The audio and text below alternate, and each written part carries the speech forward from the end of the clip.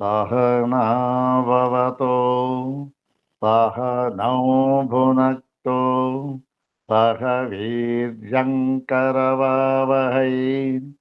तेजस्विनावधीतमस्तु मा विद्विषावहै। ॐ शान्ति शान्ति शान्तिः। श्रुतिस्मृतिपुराणानाम् आलयं करुणालयं नमामि भगवत्पादं शङ्करं लोकशङ्करं। नमामि भगवत्पादशङ्करं लोकशङ्करं। वन्दे तं सच्चिदानन्दं यतिवर्यं महामतिं वेदवेदान्तसारज्ञं सद्गुरुं प्रणतोऽस्म्यहम्। सदाशिवसमारम्भां शङ्कराचार्यमध्यमाम् अस्मदाचार्यपर्यन्तां वन्दे गुरुपरम्पराम्। अग्रे उपस्थितेभ्यः भवद्भ्यः सर्वेभ्यो जिज्ञासुभ्यः हार्दान् प्रणामान् समर्पयामि। ब्रह्मसूत्रशाङ्करभाष्ये तृतीयाध्याये तृतीये पादे एकसूत्रात्मकेऽस्मिन् पञ्चमे सर्वाभेदाधिकरणे तस्मिन् अधिकरणे आचार्यैः भगवद्भिः बादरायणैः उपनिबद्धम् एकमात्रं सूत्रं द्विवारं पठित्वा सूत्रार्थं तद्भाष्यभागं च यथाचार्यानुग्रहं विचारयामः। इदं सूत्रं पादादितः दशमं सूत्रम्। सर्वाग्रे शङ्करभगवत्पूज्यपादानां प्रशस्तिश्लोकमेकं पठित्वा तेषां पादारविन्दयोः शिरसा प्रणिपत्य अनुग्रहं च प्राप्य प्रकृतं दशमं सूत्रं तद्भाष्यभागं च यथाचार्यानुग्रहं विचारयामः। सर्वाग्रे शङ्करभगवत्पूज्यपादानां प्रशस्तिश्लोकमेकं द्विवारं पठामः। ॐ शुद्धान्तःकरणं प्राज्ञं शुद्धविज्ञानबोधकं वन्दे तं शङ्करं ब्रह्मनिष्ठं तापत्रयापहम्। ॐ शुद्धान्तःकरणं प्राज्ञं शुद्धविज्ञानबोधकं वन्दे तं शङ्करं ब्रह्मनिष्ठं तापत्रयापहम्। अथ श्रीमच्छङ्करभगवतः कृतौ शारीरकमीमांसाभाष्ये तृतीये साधनाध्याये तृतीये पादे पञ्चमं सर्वाभेदाधिकरणम्। ॐ सर्वाभेदादन्यत्रे मे ॐ सर्वाभेदादन्यत्रे मे।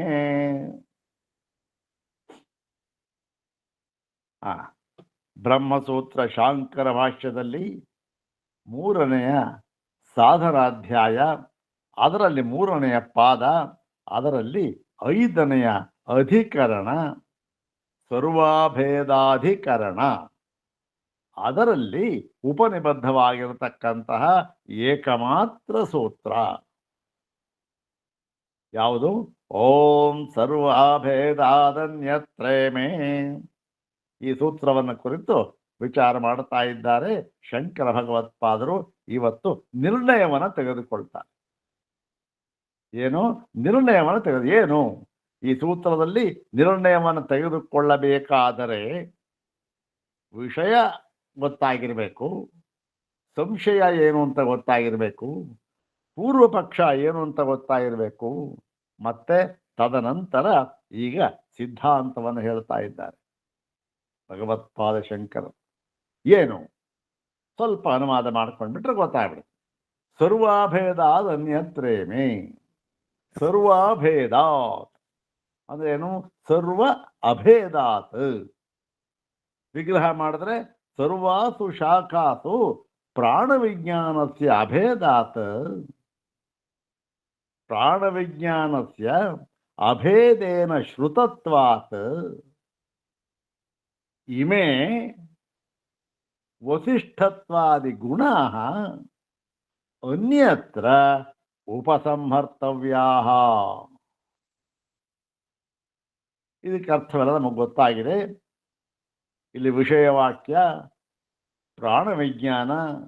ಆ ಪ್ರಾಣವಿಜ್ಞಾನ ಎಂಬತಕ್ಕಂಥ ವಿಷಯ ಎಲ್ಲಿ ನಮಗೆ ದೊರಕುತ್ತೆ, ಎಲ್ಲಿ ನಮಗೆ ಸಿದ್ಧ ಮಾಡಲ್ಪಟ್ಟಿದೆ ಅಂತಂತಂದ್ರೆ ಛಾಂದೋಗ್ಯ, ಬೃಹದಾರಣ್ಯಕ ಮತ್ತೆ ಕೌಶೀತಕಿ ಮೊದಲಾದ ಉಪನಿಷತ್ತುಗಳಲ್ಲಿ. ಯಾವುದನ್ನು ಹೇಳಿದ್ದಾರೆ? ಪ್ರಾಣವಿಜ್ಞಾನವನ್ನೇ ಹೇಳಿದ್ದಾರೆ. ಆದರೆ ಕೆಲವು ಕಡೆ ಏನು ಮಾಡಿದ್ದಾರೆ? ಕೆಲವು ಪ್ರಾಣನಿಗೆ ಕೆಲವು ಗುಣಗಳನ್ನ ಬಿಟ್ಟಿದ್ದಾರೆ, ಇನ್ನು ಕೆಲವು ಕಡೆ ಕೆಲವನ್ನು ಸೇರಿಸ್ಕೊಂಡಿದ್ದಾರೆ. ಈಗ ಇದು ವಿಷಯವಾಕ್ಯದಲ್ಲಿ ಬರ್ತಾ ಇರ್ತಕ್ಕ ವಿಷಯವಾಕ್ಯದ ಒಂದು ವಿಚಾರ, ವಿಷಯವಾಕ್ಯದ ವಿಚಾರ ಇದು. ಕೆಲವು ಕಡೆ ಸೇರಿ. ಈಗ ಸಂಶಯ ಏನು ಅಂತಕ್ಕಂಥದ್ದು, ಈ ಪ್ರಾಣವಿಜ್ಞಾನ ಇದೆಯಲ್ಲ, ಇಲ್ಲಿ ಈ ಶಾಖಾಂತರಗಳಲ್ಲಿ ಹೇಳಿದ್ದಾರೆ. ಛಾಂದೋಗ್ಯ, ಬೃಹದಾರಣ್ಯಕ, ಕೌಶೀತಕಿ ಇದರಲ್ಲೆಲ್ಲ ಹೇಳಿದ್ದಾರೆ. ಏನು ಶಾಖಾಂತರ ಅಂದ್ರೆ ಛಾಂದೋಗ್ಯ ಸಾಮವೇದದಲ್ಲಿ ಹೇಳಲ್ಪಟ್ಟಿದೆ. ಮತ್ತೆ ಬೃಹದಾರಣ್ಯಕ ಶುಕ್ಲ ಯಜುರ್ವೇದದಲ್ಲಿ ಹೇಳಲ್ಪಟ್ಟಿದೆ. ಮತ್ತೆ ಕೌಶೀತಕಿ ಋಗ್ವೇದ. ಹೀಗೆ ಋಗ್ವೇದ, ಯಜುರ್ವೇದ, ಸಾಮವೇದ ಮೂರರಲ್ಲೂ ಕೂಡ, ಮೂರು ಶಾಖೆಗಳಲ್ಲೂ ಕೂಡ ಇದು ಪರಿಪಠಿತವಾಗಿದೆ. ಯಾವುದು? ಪ್ರಾಣವಿಜ್ಞಾನ. ಆದರೆ ಏನಾಗಿದೆ? ಈ ಛಾಂದೋಗ್ಯ ಮತ್ತು ಬೃಹದಾರಣ್ಯಕದಲ್ಲಿ ಈ ಪ್ರಾಣನಿಗೆ ಕೆಲವು ವಿಶಿಷ್ಟವಾದ ಗುಣಗಳನ್ನು ಹೇಳಿದ್ದಾರೆ. ಯಾವುದದು? ಶ್ರೈಷ್ಠ್ಯ ಎಂಬತಕ್ಕಂತಹ ಗುಣ ಮುಂತಾದವುಗಳ ಬೇಕಾದ ನಮ್ಮನ್ನೇ ವಿಚಾರ ಮಾಡುದವಲ್ಲ, ಅದು ಬೇಕಾದ ವಿಚಾರ ಹೇಳಿದ್ದಾರೆ. ಮತ್ತೆ ಅದನ್ನು ಹೇಳಿದ್ದಾರೆ ಅಂತಂದ್ರೆ ಈ ವಾಗಾದಿಗಳಿಗೆ ಯಾವ ಒಂದು ವಸಿಷ್ಠತ್ವ ಅಂತ ಇದೆಯೋ ಅದನ್ನೂ ಕೂಡ ಹೇಳಿದ್ದಾರೆ. ಯಾಕೆ? ಆ ಪ್ರಾಣ, ಆ ಇಂದ್ರಿಯ, ಪ್ರಾಣ ಅಂದ್ರೆ ಇಂದ್ರಿಯಗಳು, ಪ್ರಾಣ ಅಂದ್ರೆ ಇಂದ್ರಿಯ, ಮುಖ್ಯ ಪ್ರಾಣ ಅಂದ್ರೆ ಮುಖ್ಯ ಪ್ರಾಣ, ಅವುಗಳ ಆಧಾರವಾಗಿರ್ತಕ್ಕಂಥವು. ಈ ಇಂದ್ರಿಯಗಳು ಏನು ಮಾಡೋದು? ಪ್ರಾಣಗಳು ಮುಖ್ಯ ಪ್ರಾಣನ ಎಲ್ಲವನ್ನು ಸಮರ್ಪಣೆ ಮಾಡಿಬಿಟ್ಟವು, ತಮ್ಮ ಗುಣಗಳನ್ನೆಲ್ಲ. ಹಾಗಾಗಿ ಮುಖ್ಯ ಪ್ರಾಣನಿಗೂ ಆ ಗುಣ ಇದೆ. ಆದರೆ ಕೌಶೀತಕಿಯಲ್ಲಿ ಈ ವಸಿಷ್ಠತ್ವವನ್ನು ಹೇಳಿಲ್ಲ. ಈ ಸಮರ್ಪಣೆ ಮಾಡಿಬಿಟ್ಟಿದ್ದು ಇಂದ್ರಿಯಗಳು, ನೀನೇಪ್ಪ ವಸಿಷ್ಠ, ನಾವಲ್ಲ ಅಂತ ಹೇಳಿ ಸಮರ್ಪಣೆ ಅವನಿಗೆ ಹೇಳಿದ್ದು, ಇವೆಲ್ಲ ವಸಿಷ್ಠತ್ವ ಗುಣವನ್ನ ಪ್ರಾಣನಿಗೆ ಈ ಒಂದು ಋಕ್ಷಾಖೆಯಲ್ಲಿ, ಅದರಲ್ಲಿ ಕೌಶೀತಕಿ ಉಪನಿಷತ್ತನ್ನು ಹೇಳಿಲ್ಲ. ಈಗ ಸಂಶಯ ಏನಾಯ್ತು? ಅದೇ ಹೇಳಿಲ್ವಲ್ಲ. ಆದ್ದರಿಂದ ಓಹೋ, ಇಲ್ಲಿ ಹೇಳಿರತಕ್ಕಂತಹ ಪ್ರಾಣ ಉಪಾಸನೆ ಅಲ್ಲಿಗೆ ಸೀಮಿತ, ಮತ್ತೊಂದು ಕಡೆ ಹೇಳಿರತಕ್ಕಂತಹ ಪ್ರಾಣ ಉಪಾಸನೆ ಮತ್ತೊಂದು ಕಡೆಗೆ ಸೀಮಿತ ಅಷ್ಟೇ. ಎರಡೂ ಕೂಡ ಪ್ರತ್ಯೇಕ, ಅದೇ ಬೇರೆ ಇದೇ ಬೇರೆ ಎಂಬತಕ್ಕಂಥದ್ದ, ಅಥವಾ ಎರಡು ಒಂದೇನಾ ಅಂತಕ್ಕಂಥ ಸಂಶಯ ಬಂದ್ಬಿಡ್ತು. ಸಂಶಯ ಬಂದ್ರೆ ಏನ್ ಹೇಳಿದ್ರು? ಪೂರ್ವ ಪಕ್ಷ ಬಂತು. ಇಲ್ಲ, ಈ ಪ್ರಾಣ ವಿಜ್ಞಾನದಲ್ಲಿ ಈ ಗುಣಗಳನ್ನು ಹೇಳಿದ್ದಾರಲ್ಲ, ಒಂದರಲ್ಲಿ ಬಿಟ್ಟಿದ್ದಾರೆ, ಒಂದರಲ್ಲಿ ಸೇರಿಸ್ಕೊಂಡಿದ್ದಾರೆ. ಅದನ್ನ ನಾವು ಹೇಗೆ ಶ್ರುತಿಯು ಹೇಳುತ್ತದೆಯೋ ಹಾಗೆಯೇ ತೆಗೆದುಕೊಳ್ಳಬೇಕು ಅಷ್ಟೆ. ಅಂದ್ರೆ ಏನು? ಒಂದಲ್ಲಿ ಬಿಟ್ಟಿರ್ತಾರಲ್ಲ, ಅದನ್ನ ಇನ್ನೊಂದು ಕಡೆ ಇರೋದನ್ನು ಸೇರಿಸ್ಕೊಳ್ಬಾರ್ದು. ಅದು ಸೇರಿಸ್ಕೊಳ್ಳೋದೇ ಬೇಕಾಗಿಲ್ಲ. ಅಲ್ಲಿದಲ್ಲಿ ಇಲ್ಲಿ ಅಂತ ಹೇಳಿ ಎರಡನ್ನು ಬೇರೆ ಬೇರೆ ಅನ್ನುವ ಅರ್ಥದಲ್ಲಿ ಪೂರ್ವ ಪಕ್ಷಿ ಹೇಳಿದ್ದ. ಅದಕ್ಕೆ ಸಮರ್ಥನೆಯನ್ನು ಕೊಟ್ಟಿದ್ದ. ಯಾಕೆ? ಮುಖ್ಯವಾದ ಸಮರ್ಥನೆ ಏನು ಕೊಟ್ಬಿಟ್ಟಿದ್ದ ಅವನು ನೋಡಿ. ಎರಡರಲ್ಲೂ ಕೂಡ ಏವಂ ಶಬ್ದ ಪ್ರಯೋಗ ಇದೆ. ಏವಂ ಶಬ್ದ ಪ್ರಯೋಗ. ಏವಂ ಶಬ್ದ ಪ್ರಯೋಗ. ಏವಂ ಅಂದ್ರೆ ಈ ರೀತಿಯಾಗಿ. ಈ ರೀತಿಯಾಗಿ ಅಂತಂದ್ರೆ ಏನು? ಈ ರೀತಿಯಾಗಿ ಅಂತಂದ್ರೆ ಯಾವ ಪ್ರಕರಣ, ಯಾವ ಗ್ರಂಥ ಭಾಗ, ಯಾವ ಸಂದರ್ಭ ಇದೆಯೋ ಅದನ್ನ ಪ್ರಕೃತ ಇರ್ತಕ್ಕಂಥ ಸಂದರ್ಭ ತಗೋಬೇಕು. ಎಲ್ಲೋ ಆಗಿರ್ತಕ್ಕಂಥದ್ದಲ್ಲ, ಅಥವಾ ಎಲ್ಲೋ ಇರ್ತಕ್ಕಂಥದ್ದಲ್ಲ. ಏವಂ ಅಂದ್ರೆ ಈಗ ಇಲ್ಲ ಆಗಿರ್ತಕ್ಕಂಥ, ನಮಗೆ ಸಂಬಂಧಪಟ್ಟಿರ್ತಕ್ಕಂಥ ತಗೊಳ್ಬೇಕು. ಹಾಗಾಗಿ ಏವಂ ಎಂಬತಕ್ಕಂಥ ಪದ ಇರೋದ್ರಿಂದ ಈ ಏವಂ ಅಂತಕ್ಕಂಥ ಪದ ಏನಾಗಿದೆ? ಈ ಋಗ್ವೇದದ ಕೌಶೀತಕಿಯಲ್ಲಿ ವಸಿಷ್ಠತ್ವವನ್ನ ಹೇಳಿಲ್ಲ, ಮತ್ತೆ ಆ ಎರಡೂ ಶಾಖೆಗಳಲ್ಲಿ ಹೇಳಿದ್ದಾರೆ. ಹೇಳಿಲ್ಲದೆ ಇರೋದನ್ನ ಅಲ್ಲಿ ತಗೋಬೇಕಾ ಬಿಡ್ಬೇಕು? ತಗೋಬಾರದು. ಯಾಕೆ? ಏವಂ ಅಂತ ಇದೆ, ಅದು ಆ ಶಾಖೆಗೆ ಸೀಮಿತ. ಏವಂ ಅಂದ್ರೆ ಈ ಶಾಖೆಯಲ್ಲಿ ಹೇಳಿದ ರೀತಿಯಲ್ಲಿ ಅಂತ ಅರ್ಥ. ಏವಂ ಅಂದ್ರೆ ಎಲ್ಲೋ ಶಾಖೆಯಲ್ಲಿ ಹೇಳಿದ ರೀತಿಯಲ್ಲಿ ಅಂತಲ್ಲ.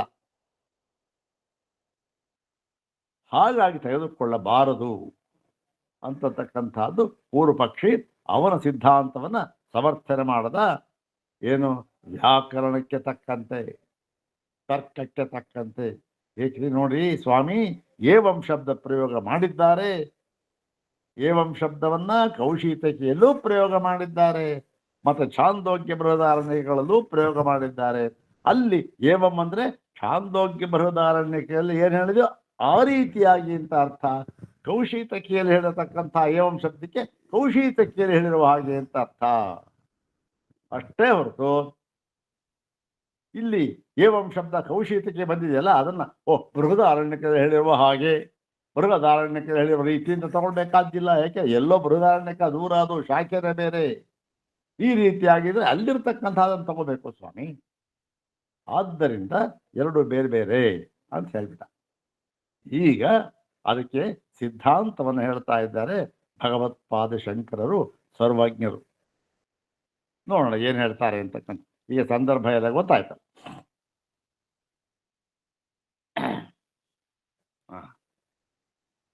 ಏವಂ ಪ್ರಾಪ್ತೆ ಪ್ರತ್ಯಾಹ. ಏವಂ ಪೂರ್ವಪಕ್ಷೆ ಸಂಪ್ರಾಪ್ತೆ. ಪೂರ್ವಪಕ್ಷ ನೋಡಿದ್ವಲ್ಲ, ಈ ರೀತಿಯಾದ ಪೂರ್ವಪಕ್ಷವು ಒಂದೊದಗಲಾಗಿ ಪ್ರತ್ಯಾಹ. ಪ್ರತ್ಯಾಹ ಕಹ ಪ್ರತ್ಯಾಹ? ಪ್ರತ್ಯಾಹ ಭಗವಾನ್ ಬಾದರಾಯಣ ಸರ್ವಾಭೇದಾದನ್ಯತ್ರೇಮೇ. ಸೂತ್ರೂಪವಾಗಿ ಹೇಳಿಬಿಟ್ರು ಭಗವಾನ್ ಬಾದರಾಯಣ. ಈ ಒಂದು ಪೂರ್ವಪಕ್ಷವು ಬರಲಾಗಿ ಬಾದರಾಯಣರು ಈ ಸೂತ್ರವನ್ನು ಹೇಳಿದ್ದಾರೆ. ಅದಕ್ಕೆ ವಿವರಣೆಯನ್ನು ಕೊಡ್ತಾ ಇದ್ದಾರೆ ಭಾಷ್ಯಕಾರರ ಶಂಕರರು. ವಿವರಣೆಯನ್ನು ಕೊಡ್ತಾ ಇದ್ದಾರೆ ಅಂದ್ರೆ ಏನರ್ಥ? ವಿವರಣೆಯನ್ನು ಕೊಡ್ತಾ ಇದ್ದಾರೆ ಅಂದ್ರೆ ಸೂತ್ರ ರೂಪವಾಗಿ ಹೇಳಿದ ಭಗವಾನ್ ಬಾದರಾಯಣರಲ್ಲಿ ಅವರ ಹೃದಯದಲ್ಲಿ ಆ ಸೂತ್ರಕ್ಕೆ ಏನರ್ಥವನ್ನು ಇಟ್ಟುಕೊಂಡು ಅವರು ಆ ಸಂಕ್ಷೇಪವಾಗಿ ಸೂತ್ರರೂಪವಾಗಿ ಹೇಳಿದ್ರು, ಆ ಹೃದಯದಲ್ಲಿ ಇದ್ದ ಎಲ್ಲವನ್ನೂ ಕೂಡ ಶಂಕರ ಭಗವತ್ಪಾದರು ನಮ್ಮ ಮುಂದೆ ಇಡ್ತಾ ಇದ್ದಾರೆ. ನೋಡಿ, ಇದು ಭಗವಾನ್ ಬಾದರಾಯಣರ ಹೃದಯ ಅಂತಕ್ಕಂಥ ವಿಚಾರವನ್ನು ಅವರು ಹೇಳಿ ನಮ್ಮ ಮುಂದೆ ಇಡ್ತಾ ಇದ್ದಾರೆ. ಏನು ನೋಡೋಣ. ಅಸ್ಯೇರನ್ ಇಮೇ ಗುಣಾ ಕ್ವಚಿದುಕ್ತಾ ವಸಿಷ್ಠತ್ವಾದಯ ಅನ್ಯತ್ರಾಪಿ. ಈಗ ವಸಿಷ್ಠತ್ವಾದಿ ಗುಣ ಇದೆ. ಎಲ್ಲಿ ಹೇಳಿದ್ದಾರೆ ಅದನ್ನ? ಅಲ್ಲಿ ಬೃಹದಾರಣ್ಯಕದಲ್ಲಿ ಹೇಳಿದ್ದಾರೆ. ಈ ವಸಿಷ್ಠತ್ವಾದಿ ಗುಣ ಅಂತ ಬೃಹದಾರಣ್ಯಕದಲ್ಲಿ ಹೇಳಿರತಕ್ಕಂಥದ್ದನ್ನ ಕ್ವಚಿದುಕ್ತ ಅಸ್ಯ ಇಮೇ ಗುಣ ಕ್ವಚಿದುಕ್ತ ಅನ್ಯತ್ರಾಪಿ ಅಂದ್ರೆ ಬೇರೆ ಕಡೆಯಲ್ಲಿಯೂ ಕೂಡ ಅದನ್ನ ಸೇರಿಸಿಕೊಳ್ಳಬೇಕು. ಒಂದು ಕಡೆ ಹೇಳಿಲ್ಲ. ಕೌಶೀತಕಿಯಲ್ಲಿ ಹೇಳಿಲ್ಲ, ಹೇಳಿಲ್ಲದೆ ಏನಾಯ್ತು, ಸೇರಿಸ್ಕೊಳ್ಬೇಕು ಅಂತ ಹೇಳ್ಬಿಟ್ರು. ಅಯ್ಯೋ ಅಲ್ಲ ಸ್ವಾಮಿ, ಪೂರ್ವ ಪಕ್ಷಿ ಇಲ್ಲಿಯವರೆಗೂ ಕೂಡ ಸೇರಿಸ್ಕೊಳ್ಬಾರದು ಅನ್ನೋದಕ್ಕೆ ಯಾತಕ್ಕೆ ಸೇರಿಸ್ಕೊಳ್ಬಾರದು ಎನ್ನುವುದನ್ನ ಪ್ರಮಾಣ ಪೂರ್ವಕವಾಗಿ ಸಿದ್ಧ ಮಾಡಿದ್ದಾನೆ.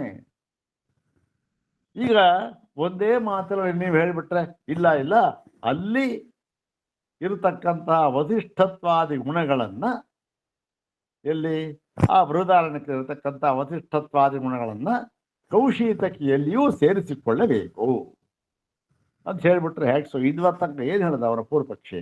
ಏನಾಯ್ತು ಅದಕ್ಕೆ ಅಂದ್ರೆ, ಅದಕ್ಕೆ ಹೇಳ್ತಾ ಇದ್ದಾರೆ, ನೋಡಪ್ಪ, ಪೂರ್ವ ಪಕ್ಷಿ ಅಭಿಪ್ರಾಯ ತಪ್ಪು ಅಭಿಪ್ರಾಯ, ಸರಿಯಲ್ಲ ಅದು. ನಾವು ಸರಿಯಾದ ಅಭಿಪ್ರಾಯ ಹೇಳ್ತೇವೆ. ಯಾವುದಕ್ಕೆ? ಈ ಸೂತ್ರಕ್ಕೆ. ಯಾರ ಅಭಿಪ್ರಾಯ? ಬಾದರಾಯಣನ ಅಭಿಪ್ರಾಯ. ಅದನ್ನು ಹೇಳ್ತೇವೆ ನಾವು ಅಂತ ಹೇಳಿ, ತಗೊಳ್ಬಾರದು, ತಗೊಳ್ಬೇಕು ಅಂತ ಹೇಳಿದ್ರು. ಅಲ್ಲಿದ್ದ ಗುಣಗಳನ್ನು ಇಲ್ಲಿಯೂ ಹಾಕ್ಕೊಳ್ಬೇಕು. ಹಾಗಾಗಿ ಎರಡೂ ಕೂಡ ಒಂದೇ. ಕುತಃ? ಯಾತಕ್ಕೆ? ಯಾವುದಕ್ಕೆ? ಯಾವ ಕಾರಣಕ್ಕಾಗಿ ಹಾಕ್ಕೋಬೇಕು? ಪೂರ್ವ ಪಕ್ಷ ಹೇಳಿದ್ದಲ್ಲ ಕಾರಣ ಎಲ್ಲ ಸೇರಿಸ್ಕೋಬಾರದು ಅಂತಂತ. ನೀವು ಯಾತಕ್ಕೆ ಹೇಳ್ತಾ ಇದ್ದೀರಿ ಸೇರಿಸ್ಕೊಳ್ಬೇಕು ಅಂತ? ನೀವೇನು ಕಾರಣ ಕೊಡ್ತೀರಿ? ನಿಮ್ಮ ವಾದ ಏನು ಅಂದಾಗ ಹೇಳ್ತಾರೆ, ಸರ್ವಾಭೇದಾತ್. ಭಗವಾನ್ ಬಾದರಾಯಣ ಹೇಳಿದ್ರು, ಸರ್ವಾಭೇದಾತ್, ಸರ್ವ ಅಭೇದಾತ್, ಸರ್ವಾಸು ಶಾಖಾಸು ಪ್ರಾಣ ವಿಜ್ಞಾನಸ್ಯ ಅಭೇದೇನ ಶ್ರುತತ್ವಾತ್. ಎಲ್ಲ ಶಾಖೆಗಳಲ್ಲಿಯೂ ಕೂಡ ಈ ಪ್ರಾಣ ವಿಜ್ಞಾನ ಅಂತ ಇದೆಯಲ್ಲ, ಅದು ಸಮಾನವಾಗಿ ಹೇಳಲ್ಪಟ್ಟಿದೆ. ಪ್ರಾಣ ವಿಜ್ಞಾನ ಒಂದೇ, ಸಮಾನವಾಗಿ ಹೇಳಲ್ಪಟ್ಟಿದೆ. ಆದರೆ ಗುಣಗಳನ್ನು ಹೇಳುವಾಗ ಪ್ರಾಣಿ ಕೆಲವು ಕಡೆ ಕೆಲವು ಬಿಟ್ಟಿದ್ದಾರೆ, ಕೆಲವು ಸೇರಿಸ್ಕೊಂಡ್ಬಿಟ್ಟಿದ್ದಾರೆ. ಅಂದ ಮಾತ್ರಕ್ಕೆ ಬೇರೆ ಬೇರೆ ಆಗೋಯ್ತಾ? ಬಿಟ್ಟಿದ್ರೆ ಅದನ್ನ ಇನ್ನೊಂದು ಕಡೆ ಹೇಳಿದ್ದಲ್ಲ, ಅಲ್ಲಿಂದ ತಂದು ಸೇರಿಸ್ಕೊಳ್ಬೇಕಪ್ಪ. ಬಿಟ್ಟಿದ್ರೆ ಯಾಕೆ? ವಿದ್ಯೆ ಒಂದೇ, ಒಂದೇ ವಿದ್ಯೆಯನ್ನು ಹೇಳಿರ್ತಕ್ಕಂಥದ್ದು, ಬೇರೆ ಬೇರೆ ವಿದ್ಯೆ ಅಲ್ಲ, ಒಬ್ಬನೇ. ಅದಕ್ಕೆ ಉದಾಹರಣೆ ಬಹಳ ಚೆನ್ನಾಗಿ ಕೊಡ್ತಾರೆ ಶಂಕರ ಭಗವತ್ಪಾದ. ಇಲ್ಲಿ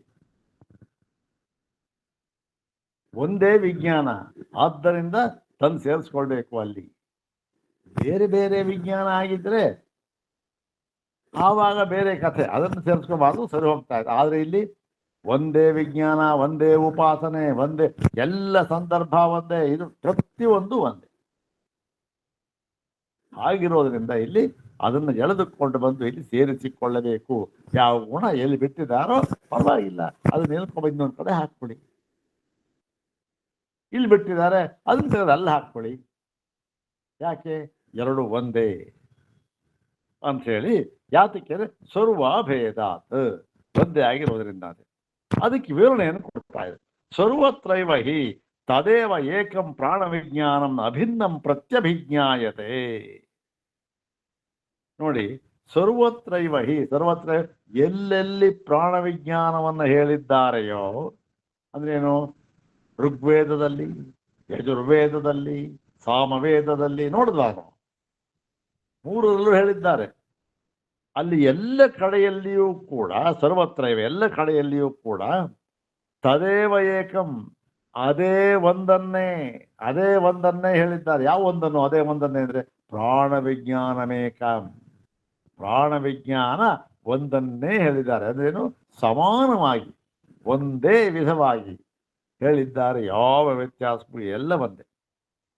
ಪ್ರಾಣ ವಿಜ್ಞಾನ ಅಭಿನ್ನಂ ಅಂದ್ರೆ ಸಮನಾಗಿ, ಪ್ರತ್ಯಭಿಜ್ಞಾಯ. ಪದಗಳು ಯಾವುದೋ ಪದ ಅಲ್ಲಿ ಹೇಳಿ ಏನೋ ಒಂದು ಹಾಕ್ಬಿಟ್ರೆ ಏನೋ ಪ್ರಯೋಜನ, ಭಾಷ್ಯ ಅಂತ ಆಗೋದಿಲ್ಲ. ಅದೇ ಪದ ಆಗಬೇಕು. ಅಂದ್ರೇನು? ಇಲ್ಲಿ ಏನು ಹಾಕಿದ್ರು? ಪ್ರತ್ಯಭಿಜ್ಞಾಯ ಅಂತ ಹೇಳಿದ್ರು. ಯಾವ ಪದವನ್ನು ಹಾಕಿಲ್ಲ.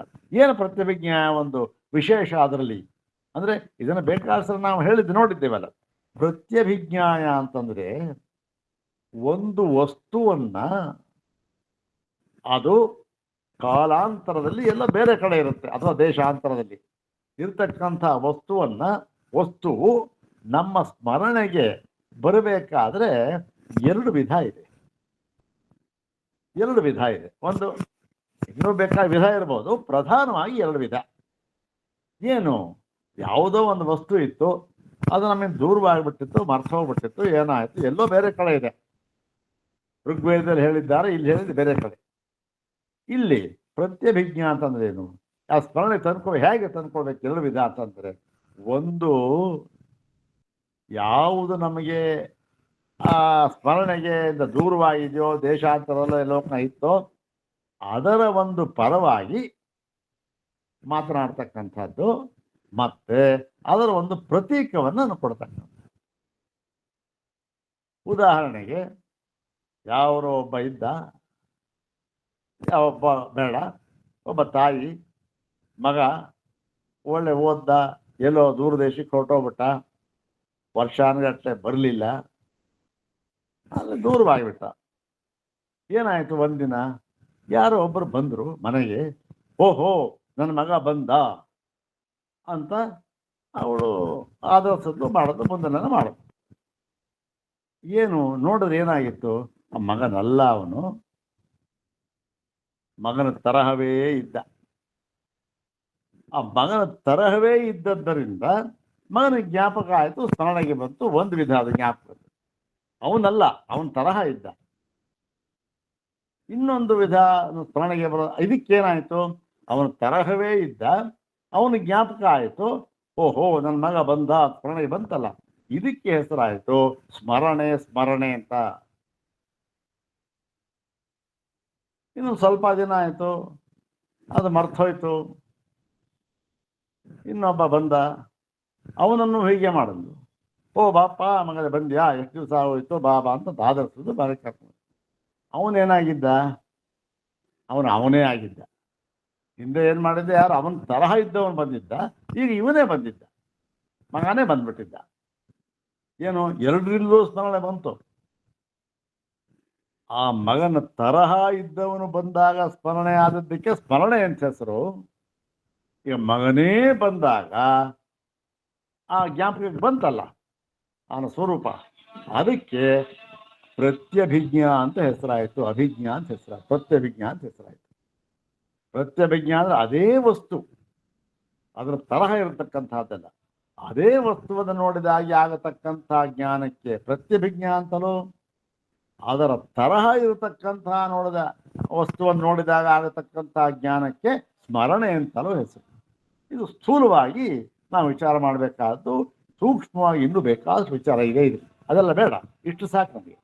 ಇಲ್ಲಿ ಏನಾಗಿದ್ದಾರೆ ಆಚಾರ್ಯರು, ಪ್ರತ್ಯಭಿಜ್ಞಾಯ ಅಂತ ಹಾಕಿ. ಪ್ರತ್ಯಭಿಜ್ಞಾಯ ಅಂದ್ರೆ ನೋಡಪ್ಪ, ಅದೇ ಪ್ರಾಣ ವಿಜ್ಞಾನವನ್ನ ಅಲ್ಲಿ ಹೇಳಿದ ತರಹದಲ್ಲೇ ಇಲ್ಲಿ ಹೇಳಿದ್ದಾರೆ ಅಂತಲ್ಲ, ಅದನ್ನೇ ಹೇಳಿದ್ದಾರೆ ಅಂತ.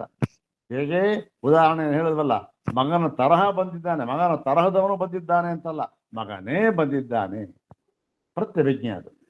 ಹೀಗೆ ಪ್ರತ್ಯಭಿಜ್ಞಾಯತೆ, ಅದು ಪ್ರಾಣ ವಿಜ್ಞಾನವನ್ನು ಪ್ರತ್ಯಭಿಜ್ಞ ಅಂದರೆ ಪ್ರಾಣವಿಜ್ಞಾನ, ಅದೇ ಪ್ರಾಣ ವಿಜ್ಞಾನ ಇಲ್ಲೂ ಕಳೆದೆ ಅಲ್ಲೂ ಬಂದಿದೆ. ಏನು ಅದು ಸ್ವಲ್ಪ ಅದನ್ನು ಉದಾಹರಣೆ ಕೊಡ್ತಾ, ಏನು ಸಾರೂಪ್ಯ, ಏನು ಸಮತ್ವ ಅಂತಕ್ಕಂಥದ್ದು ಹೇಗೆ ಅಂದರೆ, ಪ್ರಾಣ ಸಂವಾದಾದಿ ಸಾರೂಪ್ಯ ಅಂತ ಎಲ್ಲ ಹಿಂದೆ ಎಲ್ಲ ನೋಡಿದ್ವಲ್ಲ. ಇನ್ನು ಪ್ರಾಣ ಸಂವಾದ, ಅವ್ರು ವಾದ ಮಾಡಿದ್ದು, ಹೊರಟೋಗಿದ್ದು, ತಿರುಗಾ ಬಂದಿದ್ದು, ಯಾರು ಹೋದ್ರು ಶರೀರ ಏನೂ ಆಗಲಿಲ್ಲ, ಸರಿಯಾಗಿತ್ತು. ಪ್ರಾಣ ಹೋದಿಲ್ಲ, ಹೋದಾಗ ಮಾಡ್ದ, ಅಯ್ಯೋ ತತ್ತರಿಸೋಯ್ತು. ಮತ್ತೆ ಅವ್ರು ತಿರ್ಗಾ ಕೊಟ್ಟಿದ್ದು, ತಿರ್ಗಾ ಅವನು ಬಂದು ಇದನ್ನ ಕಾಣಿಕೆಯನ್ನು ಕೊಟ್ಟಿದ್ದು ಎಲ್ಲ ಒಂದೇ. ಮತ್ತು ಅಭೇದೇಚ ವಿಜ್ಞಾನಸ್ಯ ಕಥಂ ಇಮೇ ಗುಣ ಕ್ವಚಿದುಕ್ತಾ ಅನ್ಯತ್ರ ನಾಸ್ಯೇರನ್. ನೋಡಪ್ಪ, ಹೀಗೆ ವಿಜ್ಞಾನವು ಒಂದೇ ಇರುವಾಗ ಏನಾಗಿತ್ತು, ಒಂದೇ ಇರುವಾಗ ಕಥಂ, ಹೇಗಪ್ಪ ಈ ಗುಣಗಳು ಎಲ್ಲೋ ಒಂದ್ ಕಡೆ ಹೇಳಿರ್ತಾರೆ, ಅದನ್ನು ಇನ್ನೊಂದು ಕಡೆ ಬಿಟ್ಟಿರ್ತಾರೆ. ಬಿಟ್ಟಿರೋದ್ರಿಂದ ಓ ಅದವನಲ್ಲಿ ಇಲ್ವೇ ಇಲ್ಲ ಗುಣ ಅಂತ ಹೇಗೆ ಹೇಳ್ತೀವಿ? ಖಂಡಿತ ಸಾಧ್ಯವಿಲ್ಲ. ಆ ಗುಣ ಇಲ್ತಂದು ಸೇರಿಸ್ಕೋ ಅಷ್ಟೇ. ಯಾಕೆ, ಒಬ್ಬ ಒಂದೇ ಒಂದು ಪ್ರತ್ಯಭಿಜ್ಞೆ, ಒಂದೇ ಒಂದು ಪ್ರಕರಣ ಯಾವುದು, ಈ ಒಂದು ಪ್ರಾಣ ಸಂವಾದ, ಪ್ರಾಣ ವಿಜ್ಞಾನ ಒಂದೇ ಪ್ರಕರಣ. ಈಗ ಉದಾಹರಣೆ ಇದೆ ನೋಡಿ. ಈಗ ನೋಡಿ, ಮಗ ಬಂದ, ಹೇಗೆ ಬಂದ? ಪ್ರತ್ಯಭಿಜ್ಞಾ ರೂಪ. ಅವನೇ ಬಂದ, ಪ್ರತ್ಯಭಿಜ್ಞ ಆಯಿತು. ಈಗ ಅವನು ಎಲ್ಲೋ ದೂರ ದೇಶದಲ್ಲಿ ಇದ್ದ. ಅಲ್ಲಿ ಏನು ಮಾಡ್ತಾ ಇದ್ದ? ಅಲ್ಲಿಯ ಪರಿಸರಕ್ಕೆ ತಕ್ಕ ಹಾಗೆ, ಅಲ್ಲಿಯ ಒಂದು ಇದಕ್ಕೆ ತಕ್ಕ ಹಾಗೆ ಅವನ ಒಂದು ಜೀವನ ಇತ್ತಲ್ಲ, ಅದನ್ನು ರೂಢಿಸ್ಕೊಂಡಿದ್ದ. ಕೆಲವು ಗುಣಗಳನ್ನು ಅಲ್ಲಿ ಇಟ್ಕೊಂಡಿದ್ದ. ಏನು ಗುಣ? ಏನೋ ಬಹಳ ಚಳಿ ಇತ್ತು ಅಂತ ಕಾಣುತ್ತೆ, ಅಲ್ಲಿ ಏನೋ ಒಂದು ಗುಣ ಇತ್ತು. ಯಾವುದೋ ಗುಣ ಅಲ್ಲಿ ಇಟ್ಕೊಂಡು ಅದಕ್ಕೆ ಗುಣ ಇತ್ತು. ಅವನಲ್ಲಿ ಅವನ ಗುಣ ಇತ್ತು. ಇಲ್ಲಿಗೆ ಬಂದ ಮೇಲೆ ಏನಾಯ್ತು? ಇಲ್ಲಿ ಒಂದು ಪರಿಸರಕ್ಕೆ ತಕ್ಕಂತೆ ಇಲ್ಲಿಗೆ ಸ್ವಲ್ಪ ಚೇಂಜ್ ಆಗಬೇಕಲ್ಲ, ಆಯಿತು. ಆದ ಮಾತ್ರಕ್ಕೆ ಅವನು ಅಲ್ಲಿತ್ತಲ್ಲ ಅವನ ಗುಣ, ಆ ಗುಣ ಅಂತ ಯಾರು ಹೊಟ್ಟೋಗ್ಬಿಡ್ತಾ ಅವನಿಗೆ? ಏನಿಲ್ಲ. ಉದಾಹರಣೆಗೆ ಒಂದು ಏಕಸಂಧಿಗ್ರಾಹಿತ್ವ ಅಂತ ಗುಣ ಇತ್ತು ಅವನಿಗೆ. ಅಲ್ಲಿ ಎಲ್ಲೋ ಇದ್ದಾಗ ಒಂದು ಸಾರಿ ಹೇಳಿದ್ರೆ ಅರ್ಥ ಮಾಡ್ಕೊಂಡ್ಬಿಡ್ತಾ ಇದ್ದ. ಅಂಥ ಏಕಾಗ್ರ ಮನೋಭಾವ, ಏಕಸಂಧಿಗ್ರಾಹಿ. ಇಲ್ಲಿ ಬಂದ, ಇಲ್ಲೇ ಅಂತ ಪರವಾಗಿಲ್ಲ, ಏನು ಬೇಕಿಲ್ಲ ಕಡೆ, ಇಲ್ಲಿ ಬೇರೆ ಕೆಲಸ ಆಯ್ತು, ಏನೋ ಇಲ್ಲ, ಆ ಗುಣ ಹೊರಟೋಯ್ತಾ ಅಂತ? ಏನೂ ಇಲ್ಲ. ಯಾಕೆ?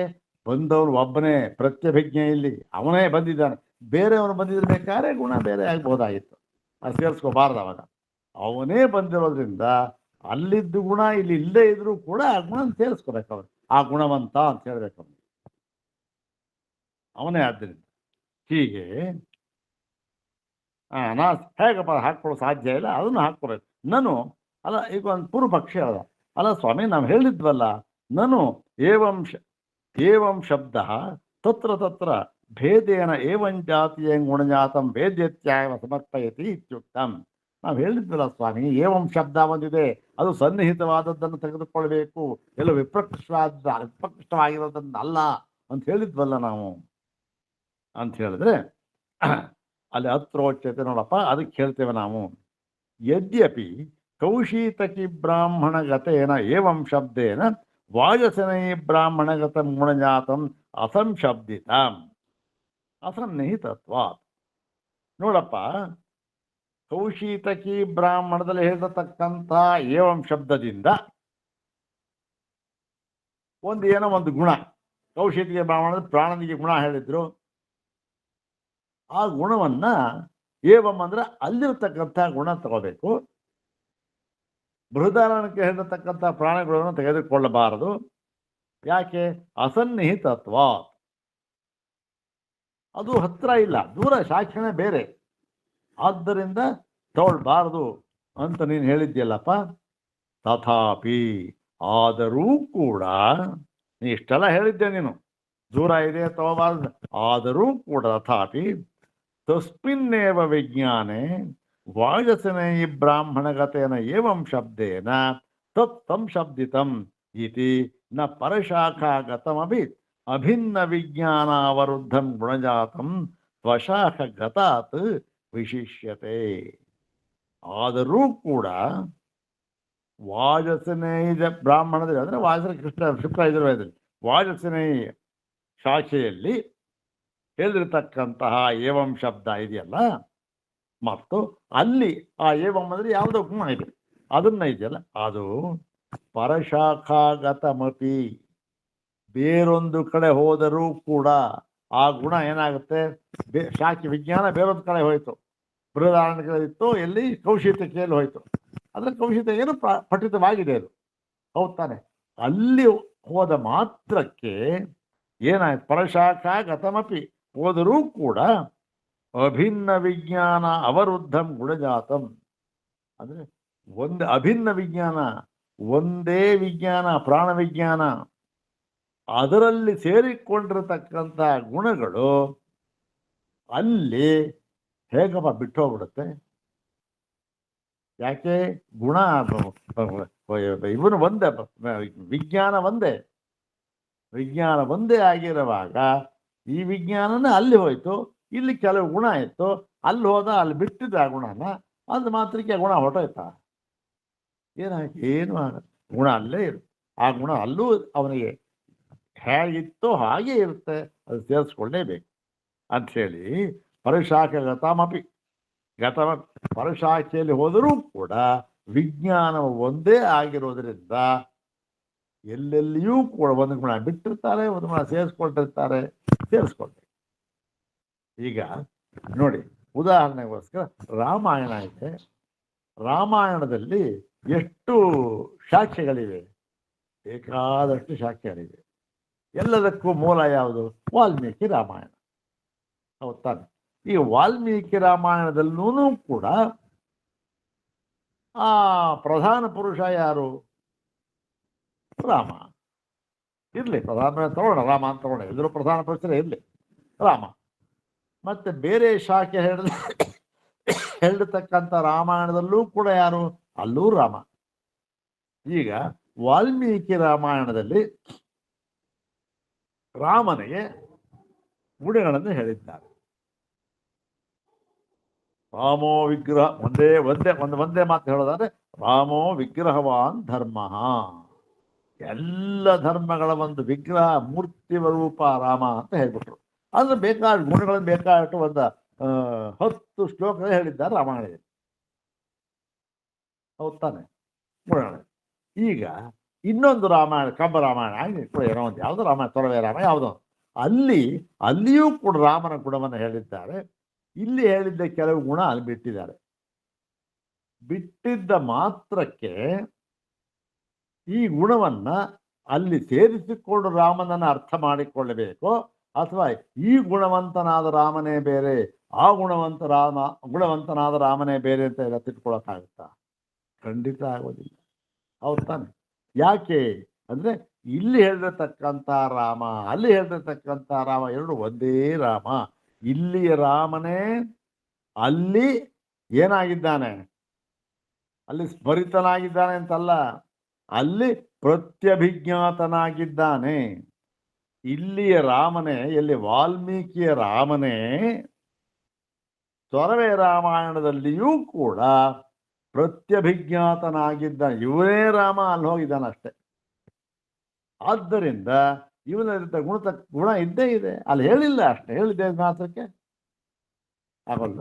ಆದ್ದರಿಂದ ನೋಡಪ್ಪ, ಸೇರಿಸ್ಕೊಳ್ಬೇಕು. ನೋಡಿ ಎಂಥ ಉದಾಹರಣೆ, ಹೇಗೆ ವಾದ ಮಾಡ್ತಾ ಇದ್ದ. ನಚ ಏವಂ ಸತಿ ಶ್ರುತಹಾನಿ ಅಶ್ರುತ ಕಲ್ಪನಾ ವಾ ಭವತಿ. ಈ ರೀತಿಯಾಗಿ ನಾವು ಅರ್ಥ ಮಾಡಿದರೆ ಏನಾಗುತ್ತೆ? ಶ್ರುತಹಾನಿ ಅಂತಲೂ ಆಗೋದಿಲ್ಲ, ಉಪನಿಷತ್ತುಗಳಿಗೆ ನಾವು ಭಿನ್ನವಾಗಿ ಹೇಳಿದಂತೆಯೂ ಆಗುವುದಿಲ್ಲ, ಮತ್ತೆ ಅಲ್ಲಿ ಹೇಳದೆ ಇರುವುದನ್ನ ಏನೋ ಸೇರಿಸ್ಕೊಂಡು ನಾವು ಹೇಳ್ತಾ ಇದ್ದೀವಿ ಅಂತಲೂ ಆಗುವುದಿಲ್ಲ. ಶ್ರುತಹಾನಿ ಅಶ್ರುತ ಕಲ್ಪನಾವ ನ ಭವತಿ, ಆಗೋದಿಲ್ಲ. ಹೀಗೆ ಅರ್ಥ ಮಾಡಬೇಕು. ಮತ್ತು ಏಕಸ್ಯಾಮಪಿ ಶಾಖಾಯಾಂ ಶ್ರುತಾಃ ಗುಣಾಃ ಶ್ರುತಾಃ ಏವ ಸರ್ವತ್ರ ಭವಂತಿ. ಒಂದು ಶಾಖೆಯಲ್ಲಿ ಹೇಳಿರತಕ್ಕಂಥ ಗುಣ ಏನಿದೆ ಪ್ರಾಣಕ್ಕೆ, ಅದು ಎಲ್ಲ ಕಡೆಯಲ್ಲಿಯೂ ಕೂಡ ಅನ್ವಯಕ್ಕೆ ಬರುತ್ತದೆ. ಎಲ್ಲ ಕಡೆಯಲ್ಲಿಯೂ ಅನ್ವಯಕ್ಕೆ ಬರುತ್ತದೆ. ಯಾಕೆ? ಒಂದೇ ವಿಜ್ಞಾನ, ರಾಮ ಒಬ್ಬನೇ. ಎಲ್ಲರೂ ಹೇಳಿರಲಿ, ಕೆಲವು ಗುಣ ಬಿಟ್ಟಿದ್ದಾರೆ, ಇಲ್ಲಿ ಕೆಲವು ಗುಣ ಬಿಟ್ಟಿದ್ರು ಕೂಡ ಸಮಗ್ರವಾಗಿ ಎಲ್ಲ ಗುಣವನ್ನು ಸೇರಿಸ್ಕೊಂಡು ರಾಮನನ್ನು ಅರ್ಥ ಮಾಡಿಕೊಳ್ಳಬೇಕು. ಒಬ್ಬನೇ ರಾಮ. ಆದ್ದರಿಂದ ಬೇರೆ ಬೇರೆ ರಾಮರಾಗಿದ್ದಾರೆ, ಬೇರೆ. ಇವಾಗ ಇನ್ನೊಂದು ಕಡೆ ಇಲ್ಲಿ ಹೇಳಿದ್ದಾರೆ, ಅಲ್ಲಿ ಪರಶುರಾಮನ ಹೇಳ್ಬಿಟ್ಟಿದ್ರೆ ಆವಾಗ ನಾವೇ ತಗೊಳ್ಳೋಕ್ಕಾಗೋದಿಲ್ಲ. ರಾಮನ ಗುಣ ಬೇರೆ, ಪರಶುರಾಮನ ಗುಣ ಬೇರೆ. ಆದರೆ ಇಲ್ಲಿ ಹಾಗಿಲ್ಲ, ಒಂದೇ ವಿಜ್ಞಾನ ಅಂಥೇಳಿ ಎಲ್ಲ ತಗೊಳ್ಬೇಕು ಅಂತ. ಗುಣಮತೆ ಭೇದ ಭಾವಾತ್, ಅಂದರೆ ಈ ಗುಣ ಯಾರ ಹತ್ರ ಇರುತ್ತೋ ಅವನಿಗೆ ಅಲ್ಲಿ ಆ ಭೇದ ಭಾವ, ಅವನು ಯಾವ ಗುಣ ಇರ್ತಕ್ಕಂಥ ಅವನಿಗೆ ಎಲ್ಲಿ ಹೋದ್ರೂ ಆ ಗುಣ ಇದ್ದೇ ಇರುತ್ತೆ, ಭೇದ ಆಗೋದಿಲ್ಲ. ಒಂದು ಗುಣ ಒಬ್ಬನ ಹತ್ರ ಇದೆ, ಅವನು ಎಲ್ಲಿ ಹೋದ್ರೂ ಅದು ಇರುತ್ತೆ. ಧೈರ್ಯ ಅಂತಕ್ಕಂಥ ಗುಣ ಒಬ್ಬನ ಹತ್ರ ಇದೆ, ಅವನು ಎಲ್ಲಿ ಹೋದ್ರೂ ಧೈರ್ಯವಂತನೇ. ಒಂದು ವೇಳೆ ಅಲ್ಲಿ ಹೋಗ್ಬಿಟ್ರೆ ಅವನು ಧೈರ್ಯ ಕಳ್ಕೊಂಡ ಅಂತ ಆದರೆ ಅವನು ಧೈರ್ಯವಂತನೇ ಅಲ್ಲ. ಗುಣ ಅಂತಂದ್ರೆ ಏನು? ಗುಣ ಅಂತಂದ್ರೆ ಅದರಲ್ಲಿ ಈ ಒಂದು ಈ ಸಮವಾಯಿ ಕಾರಣದಿಂದ ಇರತಕ್ಕಂಥದ್ದು, ಸಮವಾಯ ಭಾವದಿಂದ ಇರತಕ್ಕಂಥದ್ದು. ಸಮವಾಯ ಭಾವ ಅಂದ್ರೆ ಏನು? ಯಾವತ್ತೂ ಬಿಟ್ಟಿರೋದಲ್ಲ ಅದು ಅವನ ಗುಣ, ಧೈರ್ಯ ಗುಣ. ಅದು ಎಲ್ಲಿ ಹೋದ್ರೆ ಇರುತ್ತೆ, ಎಲ್ಲಿ ಹೋದ್ರೂ ಧೈರ್ಯ ಇದ್ದೇ ಇರುತ್ತೆ. ಆದ್ದರಿಂದ ಈ ಒಂದು ಕಡೆ ಹೋಗ್ತಾನೆ, ಅಲ್ಲಿ ಉಪಯೋಗ ಬರೋದಿಲ್ಲ, ಬೇಕಿಲ್ಲದೆ ಇದ್ರೂ ಕೂಡ ಅವನಲ್ಲಿ ಆ ಗುಣ ಇಲ್ಲ ಅಂತಾಗಲಿ ಅಥವಾ ಅವನೇ ಬೇರೆ ಅಂತಾಗಲಿ ಭಾವಿಸ್ಬೇಕಾದ್ದಿಲ್ಲ, ಅವನೇ. ಉದಾಹರಣೆ, ಕೆಲವು ಗುಣ ಇಲ್ಲಿರುತ್ತೆ ನಮ್ಮ ಭಾರತ ದೇಶದಲ್ಲಿ. ಅವನ ಗುಣವಂತ, ಅವನು ಬೇಕಾದಷ್ಟು ಗುಣ ಇಟ್ಕೊಂಡಿದ್ದಾನ. ಅವನು ಇಲ್ಲಿಂದ ಎಲ್ಲೋ ಹೋದ ಬೇರೆ ದೇಶಕ್ಕೆ, ಅಲ್ಲಿ ಈ ಎಲ್ಲ ಗುಣಗಳು ಬೇಕಿಲ್ಲ ಅವನಿಗೆ. ಕೆಲವು ಗುಣದಲ್ಲಿ ಬಿಟ್ಟ, ಅಲ್ಲಿ ಏನು ಬೇಕೋ ಗುಣ ಅದನ್ನು ಮಾತ್ರ ತಗೊಂಡ. ಅವನ ತಿರುತಕ್ಕಂಥ ಗುಣಗಳಲ್ಲಿ ತಗೊಂಡು ಮಾತ್ರಕ್ಕೆ ಈ ಗುಣ ಎಲ್ಲ ಅವನು ಇಲ್ವೇ ಇಲ್ಲ, ಹೊಟ್ಟೋಯ್ತು ಅಂತ ಅರ್ಥ. ಗುಣ ಇದ್ದೇ ಇದೆ, ಅವನು ಯಾವ್ದು ಬೇಕೋ ಅಂತ ತಗೊಂಡಿದ್ದಾನೆ ಅಂತ ಹೇಳಿ ಇಲ್ಲಿ ಒಂದು ಉದಾಹರಣೆ ಕೊಡ್ತಾರೆ ನೋಡಿ, ಒಳ್ಳೆ ಉದಾಹರಣೆ. ನಹಿ ದೇವದತ್ತ ಶೌರ್ಯಾದಿಗುಣತ್ವೇನ ಸ್ವದೇಶೇ ಪ್ರಸಿದ್ಧ ದೇಶಾಂತರಂ ಗತಃ ತದ್ದೇಶ್ಯೈ ಅವಿಭಾವಿತ ಶೌರ್ಯಾದಿಗುಣೋಪಿ ಅತದ್ಗುಣೋ ಭವತಿ. ಒಂದು ದೇವದತ್ತ ಅಂತ ಒಬ್ಬ ಇದ್ದ, ಅವನು ಮಹಾಶೂರ. ಅಂದ್ರೆ ಏನು, ಎಲ್ಲ ವಿದ್ಯೆಯಲ್ಲಿಯೂ ಕೂಡ, ಬಿಲ್ ವಿದ್ಯೆ ಗದ ಎಲ್ಲದರಲ್ಲೂ ಶೂರ. ಅವನು ಬರ್ತಾ ಇದ್ದ, ಸ್ವದೇಶದಲ್ಲಿ ಪ್ರಸಿದ್ಧನಾಗಿದ್ದ. ಏನಂತ, ಅವನು ನೋಡ್ರಿ ದೊಡ್ಡ ಬಿಲ್ಗಾರ ಇವನು ಅಂತ ಪ್ರಸಿದ್ಧನಾಗಿದ್ದ. ಅವನೇನು ಮಾಡ್ದ, ಏನೋ ದೇಶಾಂತರಕ್ಕೆ ಹೋದ. ದೇಶಾಂತರಕ್ಕೆ ಹೋಗ್ಬಿಟ್ಟು ಆ ದೇಶದಲ್ಲಿ ಏನು ಮಾಡಿದ್ದ, ಇವನ ಒಂದು ಯಾವುದೋ ವಿದ್ಯೆಯಲ್ಲಿ ಕಲ್ತ್ಕೊಂಡಿದ್ದಾನೆ, ಗುಣ ಇತ್ತಲ್ಲ, ಧೈರ್ಯ, ಏನೋ ಶೌರ್ಯ ಅಂತಕ್ಕಂಥ ಗುಣ. ಆ ಶೌರ್ಯ ಅಷ್ಟೊಂದು ಅಲ್ಲೇನು ಬೇಕಾಗಿರ್ಲಿಲ್ಲ. ಅಲ್ಲೇನು ಯಾರತ್ತನ ಪ್ರದರ್ಶನ ಮಾಡಬೇಕಾದಿಲ್ಲ, ಯಾರು ಶತ್ರು ಏನೋ ಇರಲಿಲ್ಲ, ಶೌರ್ಯ ಅಂತ ಬೇಕಾಗಿರಲಿಲ್ಲ. ಅಲ್ಲಿ ಏನು ಮಾಡ್ದ, ಆ ಶೌರ್ಯ ಅಷ್ಟೇನೋ ಬಳಕೆ ಮಾಡ್ಕೊಳ್ಳಿಲ್ಲ. ಅವನು ಬಳಕೆ ಮಾಡ್ಕೊಳ್ಳಿಲ್ಲ ಅಂದ ಮಾತ್ರಕ್ಕೆ ಅವನು ಓಹೋ ಇವನು ಶೂರನಲ್ಲ ಅಂತ ಹೇಳೋಕ್ಕಾಗತ್ತಾ? ಹೇಳೋಕ್ಕಾಗೋದಿಲ್ಲ. ಅವನಲ್ಲಿ ಆ ಗುಣ ಇತ್ತು, ಅವಿನಾಭಾವದಿಂದ ಅಲ್ಲಿ ಅಂಟಿಕೊಂಡಿತ್ತು. ಅವನಿಗೆ ಎದ್ದು ಹೋಗೋಕೆ ಸಾಧ್ಯವೇ ಇಲ್ಲ. ಅದು ಅಲ್ಲಿ ಬೆಳಕಿಗೆ ಬರಲಿಲ್ಲ ಅಷ್ಟೇ, ಬೆಳಕಿಗೆ ಬರಬೇಕಾದ ಸಂದರ್ಭ ಬರಲಿಲ್ಲ ಅಲ್ಲಿ. ಹಾಗೆ ಇಲ್ಲಿ ನೋಡಿ, ಅವಿಭಾವಿತ ಶೌರ್ಯಾದಿ ಗುಣೋಪಿ, ಆ ಶೌರ್ಯಾದಿ ಗುಣ ಅಲ್ಲಿ ಬೆಳಕಿಗೆ ಬರಲಿಲ್ಲ. ಅವನಿಗೆ ಏನು ಬರಬೇಕಾದ ಸಂದರ್ಭ ಬರಲಿಲ್ಲ, ತೋರಿಸ್ಕೋಬೇಕಾದ ಸಂದರ್ಭ ಬರಲಿಲ್ಲ. ಹಾಗಿದ್ದರೂ ಕೂಡ ಅವನು ಆ ಶೌರ್ಯಾದಿ ಗುಣವಂತನಲ್ಲ ಅಂತ ಹೇಳೋಕ್ಕಾಗತ್ತಾ? ಆಗೋದಿಲ್ಲ. ಯಥಾಚ ತತ್ರ ಪರಿಚಯ ವಿಶೇಷಾತ್ ದೇಶಾಂತರೇಪಿ ದೇವದತ್ತ ಗುಣ ವಿಭಾವ್ಯಂತೆ. ಮತ್ತೆ ಅವನು ತೋರಿಸ್ಕೊಳಕ ಇಲ್ಲ. ಏನಾಯ್ತು, ಯಾವತ್ತೋ ಒಂದಿನ ಸಂದರ್ಭ ಬಂದ್ಬಿಡ್ತು. ಬಂದಾಗ ಏನಾಯ್ತು, ಪರಿಚಯ ವಿಶೇಷಾತ್, ಅವನ ಶೌರ್ಯ ಗುಣಕ್ಕೆ ಪರಿಚಯ ಆಗೋಯ್ತು. ಏನೋ ಆಯ್ತು, ಶೌರ್ಯ ಪ್ರದರ್ಶನ ಮಾಡಬೇಕಾ ಸಂದರ್ಭ ಬಂತು, ಮಾಡ್ದ. ಹಾಗೇನಾಯ್ತು, ಅವನ ಗುಣ ಪ್ರಕಾಶಕ್ಕೆ ಬಂದು ಗುಣಗಳು.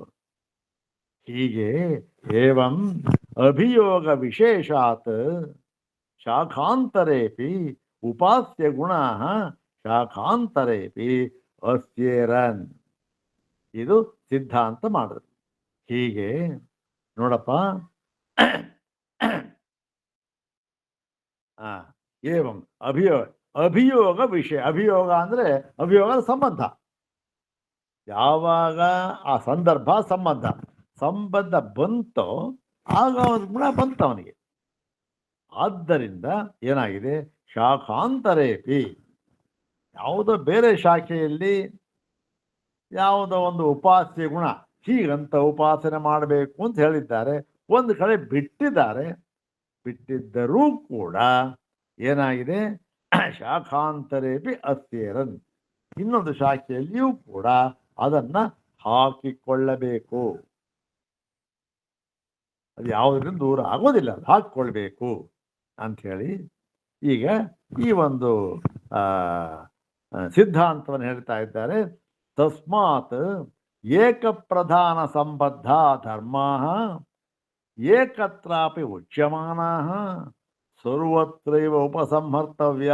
ಇದು ನ್ಯಾಯ ಹೇಳ್ಬಿಟ್ಟಿದ್ದಾರೆ.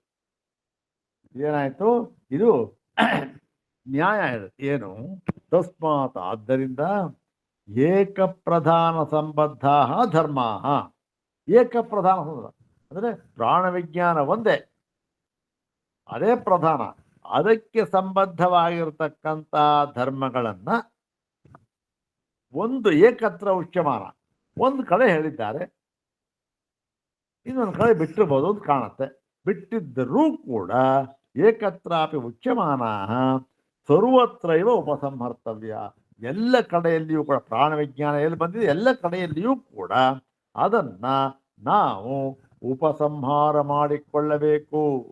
ಎಳೆದುಕೊಂಡು ಬಂದು ನಾವು ಅದನ್ನು ಹಾಕ್ಕೊಂಡು ಆ ರೀತಿ ಉಪಾಸನೆ ಮಾಡಬೇಕು ಅಂತ ಹೇಳಿ ಇವನ ಸಿದ್ಧಾಂತ.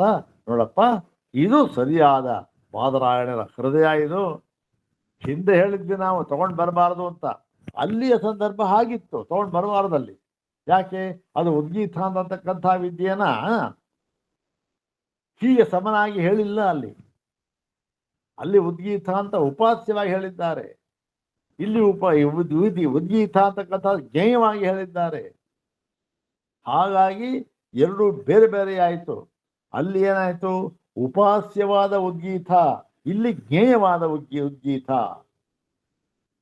ಅಲ್ಲಿ ಶ್ರೀರಾಮ, ಇಲ್ಲಿ ಪರಶುರಾಮ. ಹೀಗೆ ರಾಮ ಒಂದೇನೆ, ಅಲ್ಲಿ ಶ್ರೀರಾಮ, ಇಲ್ಲಿ ಪರಶುರಾಮ, ಅಲ್ಲಿ ಕೋದಂಡರಾಮ, ಇಲ್ಲಿ ಭಾರ್ಗವರಾಮ. ಹಾಗೆ ಇದು ಏನು ಒಂದು ಬೇರೆ ಆಗಿದ್ರೆ ಒಂದೇ ಗುಣ, ಒಂದೇ ವಿದ್ಯೆ, ಆದ್ದರಿಂದ ಹಾಕ್ಕೊಳ್ಬೇಕು ಅಂತ ಹೇಳಿದ್ರು. ಇದು ಈ ಒಂದು ಅಧಿಕರಣದ ಭಾಷ್ಯ ಭಾಗದ ಒಂದು ವಿವರ. ಈಗ ಅದನ್ನೇ ಒಂದು ಇದು ಹೇಳಿದ್ದೆ, ಅದು ಟೈಮ್ ಆಗೋಗ್ಬಿಡ್ತು. ಒಂದು ಶ್ಲೋಕ ಮಾತ್ರ ಹೇಳ್ಬಿಟ್ಟು ಅದರ ಅರ್ಥ ಹೇಳ್ಬಿಡ್ತಾರೆ ಅಷ್ಟೇ. ಈ ಅಧಿಕರಣಕ್ಕೆ ಈ ಶ್ಲೋಕ ಇದೆಯಲ್ಲ ಅದು ನೋಡಿ. ವಸಿಷ್ಠತ್ವಾದನಾಹಾರ್ಯಂ ಆಹಾರ್ಯಂ ವೈವಮಿತ್ಯತಃ.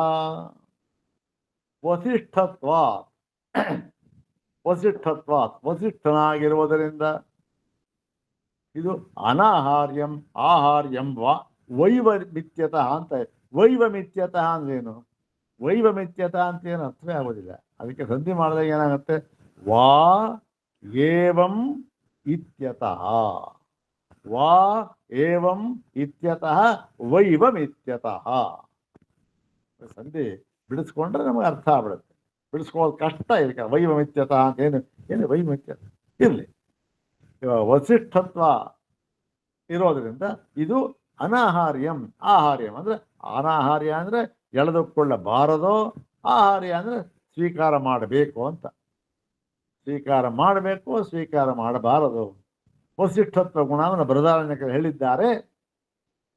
ಅದನ್ನ ಬೇರೊಂದು ಶಾಖೆಯಲ್ಲಿ ಆಹಾರ್ಯಂ ವಾ ಅನಾಹಾರ್ಯಂ ವಾ ತೆಗೆದುಕೊಳ್ಬೇಕು ಬಿಡ್ಬೇಕು ನೋಡಿ. ಇದು ಒಂದೇ ಅಂತ ಹೇಳ್ಬಿಟ್ರು. ಮತ್ತು ಉಕ್ತಸ್ಯೈವ ಪರಾಮರ್ಶಾತ್ ಅನಾಹಾರ್ಯಮನುಕ್ತಿತಃ. ಉಕ್ತಸ್ಯೈವ ಪರಾಮರ್ಶಾತ್ ಅಂದ್ರೇನು? ಏವಂ ಎಂಬತಕ್ಕ ಏವಂ ಎಂಬ ಶಬ್ದದಿಂದ ಏನು ಹೇಳಿದ್ದಾರೋ ಅದನ್ನು ಪರಾಮರ್ಶೆ ಮಾಡಿದ್ದಾರೆ. ಆದ್ದರಿಂದ ಅಲ್ಲಿ ಮಾತ್ರ ಅದು ಸಂದರ್ಭಕ್ಕೆ ಹೊಂದುತ್ತೆ, ಬೇರೊಂದು ಕಡೆ ಹೊಂದೋದಿಲ್ಲ. ಯಾಕೆ? ಉಕ್ತಸ್ಯ ಅಲ್ಲಿ ಹೇಳಿದ್ದಾರೆ, ಅದಕ್ಕೆ ಏವಂ ಅಂದ್ರೆ ಅಲ್ಲಿ ಹೇಳಿದಂತ ತಗೋಬೇಕು. ಬೇರೆ ಕಡೆ ಅನಾಹಾರ್ಯಂ ಅನುಕ್ತಿತ, ಯಾಕೆ ಅದು ಯುಕ್ತಿಗೆ ಹೊಂದೋದಿಲ್ಲ. ಅಲ್ಲಿ ಹೇಳಿದಂತ ತಗೋಬೇಕು, ಬೇರೆ ಕಡೆ ತಗೋಬಾರದು. ಮತ್ತು ಪ್ರಾಣದ್ವಾರೇಣ ಬುದ್ಧಿಸ್ಥಂ ವಸಿಷ್ಠತ್ವಾದಿನೇ ತರತ್. ಈಗ ಪ್ರಾಣದ್ವಾರೇಣ ಬುದ್ಧಿ, ಈ ಪ್ರಾಣದ್ವಾರೇಣ ಪ್ರಾಣ ಅಂತನ್ನುವ ಒಂದು ನಿಮಿತ್ತದಿಂದ ಬುದ್ಧಿಯಲ್ಲಿ ನಮಗೆ ಇರತಕ್ಕಂತಹ ವಸಿಷ್ಠತ್ವಾದಿ ಗುಣಗಳನ್ನ ನ ಇತರತ್ ಇನ್ನೊಂದು ಕಡೆ ಎಳೆದುಕೊಂಡಬಾರದು ಅಂತ ಹೇಳಿ ಪೂರ್ವ ಪಕ್ಷ. ಇದು ಸಿದ್ಧಾಂತ ಹೇಳ್ತಾರೆ, ಏವಂ ಶಬ್ದ ಪರಾಮರ್ಶ ಯೋಗ್ಯಂ ಆಹಾರ್ಯಮಿಷ್ಯತೆ. ಏವಂ ಶಬ್ದ ಪರಾಮರ್ಶ ಯೋಗ್ಯಂ, ಏವಂ ಶಬ್ದವನ್ನ ಪರಾಮರ್ಶೆ ಮಾಡಿರುವುದರ ಒಂದು ಯೋಗದಿಂದ ಸಂದರ್ಭದಿಂದ ಆಹಾರ್ಯಂ ಇಷ್ಯತೆ ಅಂದ್ರೆ ತೆಗೆದುಕೊಂಡು ಬರಬೇಕು ಎಂಬತಕ್ಕಂಥದ್ದೇ ಇಷ್ಯತೆ ಸಿದ್ಧಾಂತವಾಗಿದೆ. ಸ್ವಲ್ಪ ವಿವರಣೆ ಹೇಳ್ಬೋದಾಗಿತ್ತು, ಟೈಮ್ ಆಗೋಯ್ತು. ನೋಡೋಣ ಮುಂದಿನ ಭಾಗದಲ್ಲಿ ಸ್ವಲ್ಪ ಮಾಡಿ ವಿಚಾರ ಮಾಡೋಣ. ತುಂಬ ಚೆನ್ನಾಗಿದೆ ಈ ಶ್ಲೋಕಗಳು. ಇದನ್ನು ಗಟ್ ಮಾಡಿಬಿಟ್ಟು ಎಲ್ಲ ಬಂದ ಹಾಗೆ ಲೆಕ್ಕ. ನೋಡೋಣ ಮುಂದಿನ ಅಧಿಕರಣವನ್ನು ಮುಂದಿನ ಭಾಗದಲ್ಲಿ ನೋಡೋಣ. ಓಂ ಶಾಂತಿ ಶಾಂತಿ ಶಾಂತಿ. ಓಂ ತತ್ಸತ್.